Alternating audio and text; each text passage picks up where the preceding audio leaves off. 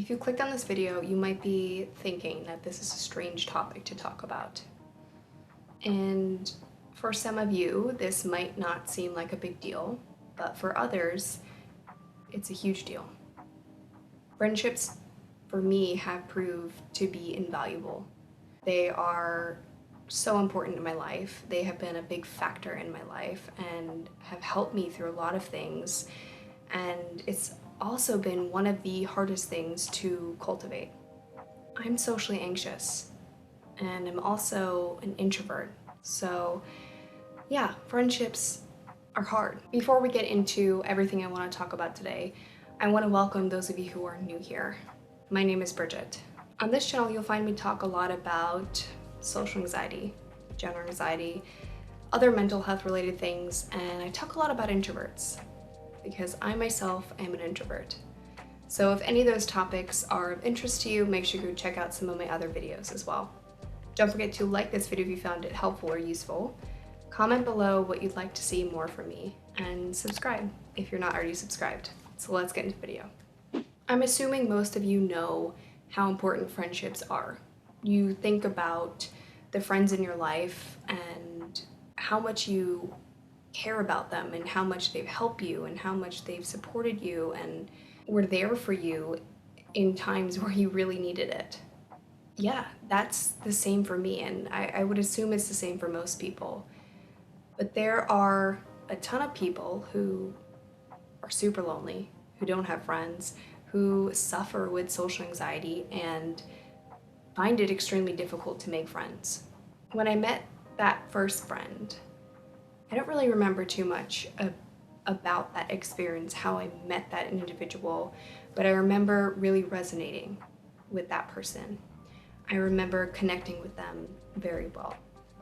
And I've talked about this concept before, coming from someone who deals with intense social anxiety, or used to.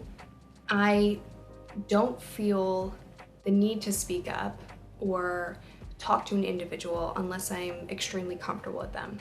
That's how it used to be. I wouldn't open up to you, I wouldn't even speak to you unless I felt like I could feel safe with you. In that particular instance, I guess I did feel safe with her, and I did open up. From that point until probably up until I was like 15, 16, 17, my friendships kind of went in and out. I would go through phases where I'd have different friends who I ended up still being friends with in the long term, but I definitely like switched groups. I think it was because of the fact that, you know, when you're going through those early years, every year it's a new class, it's a new set of people. You couldn't really guarantee that you're gonna have the same chance to talk to that one person. So I needed to make a group that was within my environment. So through elementary school, through middle school, through high school, I did that same thing. I would make friends in the places, in the environment in which I needed them. I got a comment on one of my videos talking about social anxiety, really. I don't even remember which video it was, but this person was asking, how do you make friends when you are socially anxious? And again, I think it goes back to the concept of when you feel safe, when you feel like doing this is going to help you be more comfortable in the environment. Because that's essentially the reason I was making friends, was so that I could be more comfortable and then excel in that environment. And that was the reason I chose to make those friends. I know that sounds pretty shitty, but the basis behind most of those friendships was more so me than that other person. Although I definitely consider myself to be a people pleaser, so I was putting in a lot of effort into those friendships, but I think the foundation of most of those friendships came from a place where I felt like I needed to get something out of this. I needed to feel like I could be comfortable in this environment. Because for a while I did live in that fear, in that very lonely stage. which a lot of people with social anxiety experience. This particular person that commented on the video was talking about their own experience trying to make friends, trying to meet new people, and how it wasn't working out. So if anyone else is struggling with this, I would say that I guess the best advice I could really give is that if you do want friendships, if you do want a community, a support system, you have to think about the why behind that, right? So I wanted a community, I wanted people that would support me and share a purpose, share belonging, so that I could feel kind of like somewhat normal in the environment that I was in. It's a hard thing to do, but I think my biggest thing behind all of that was having that why.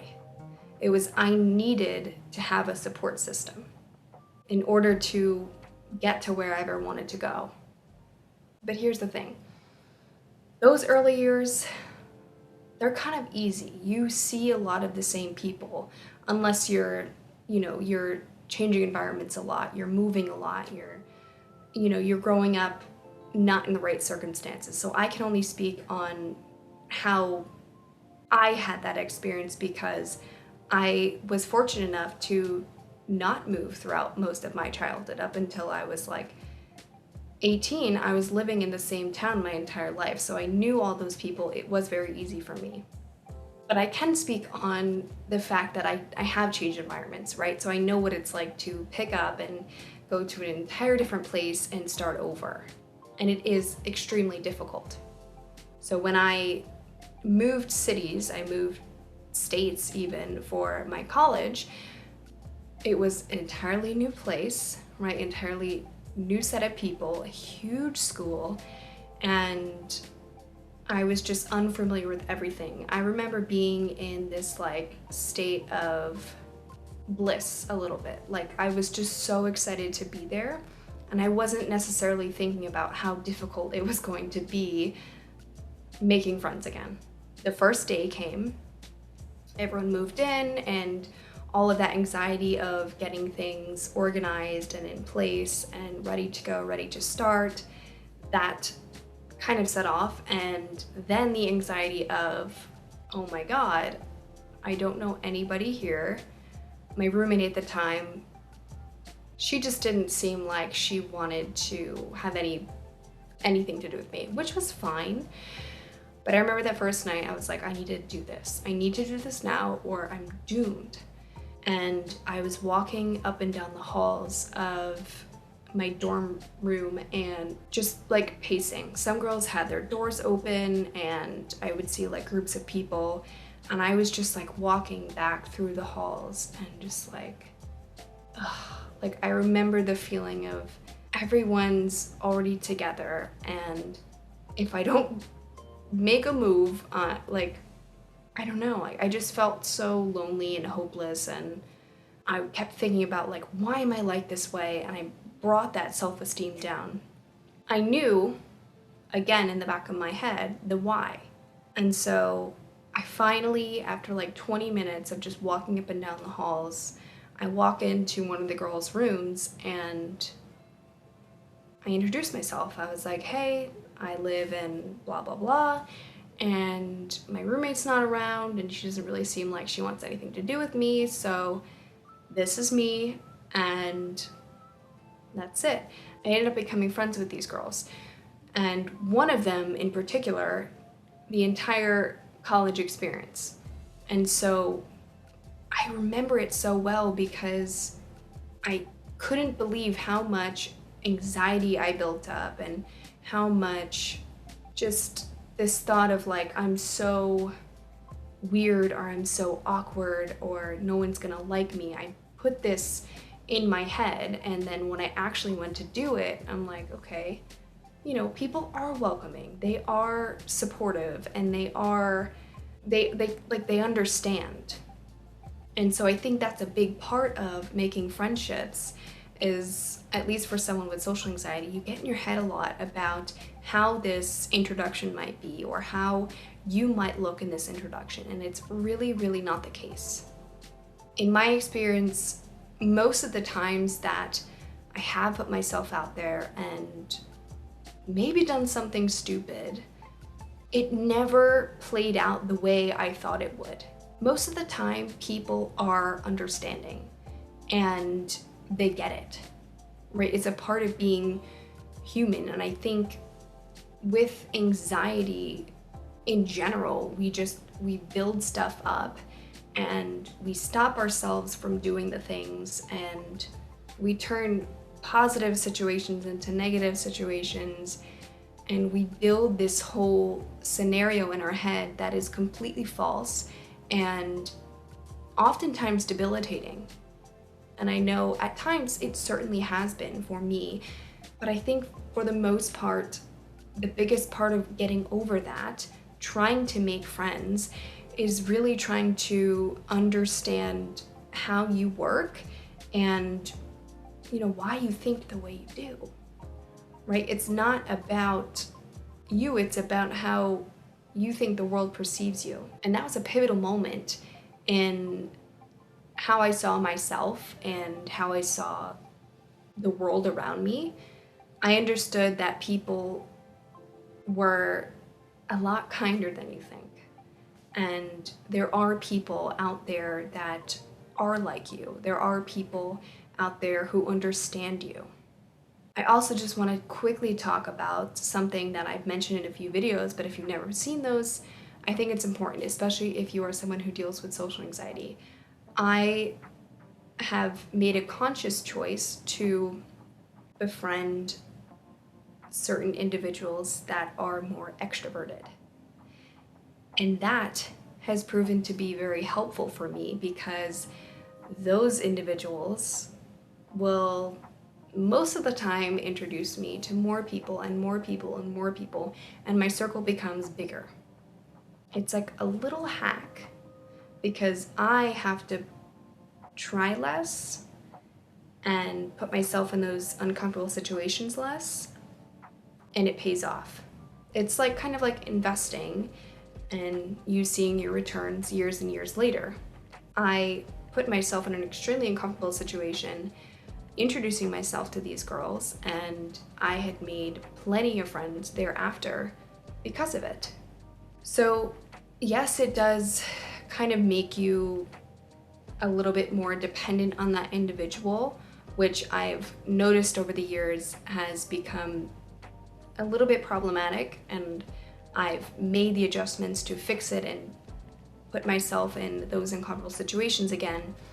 But it is helpful in the beginning when you are really, really struggling. Getting close to extroverted individuals, getting into their mindset and how they work and how they think has proven helpful for me because then I get the chance to say, okay, wow, like I never thought of it that way before.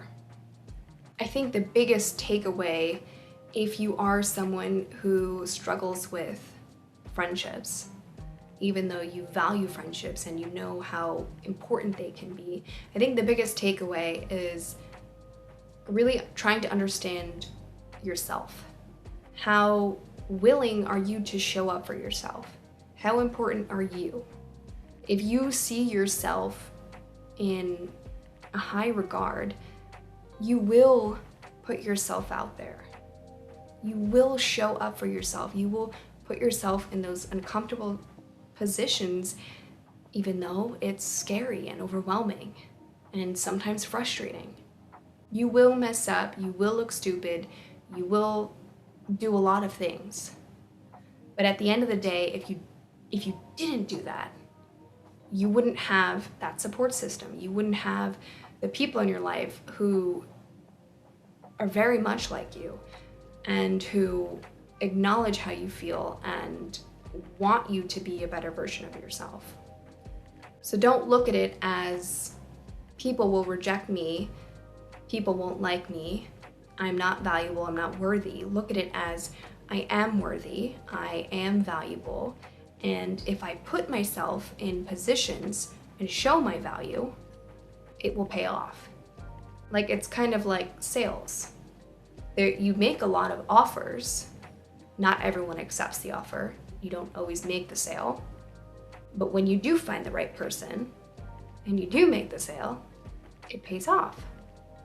I really just wanted to share this part of social anxiety and introvertedness because I think there are a lot of people out there who do struggle with making friends and meeting new people that don't always express it or don't really know how to look for ways to help themselves. I'd like to think I'm someone who hopefully you guys can come to if you are struggling with things like this. So thank you guys for watching today's video. I hope you guys enjoyed, hope you guys got some use out of it, and I will see you next time.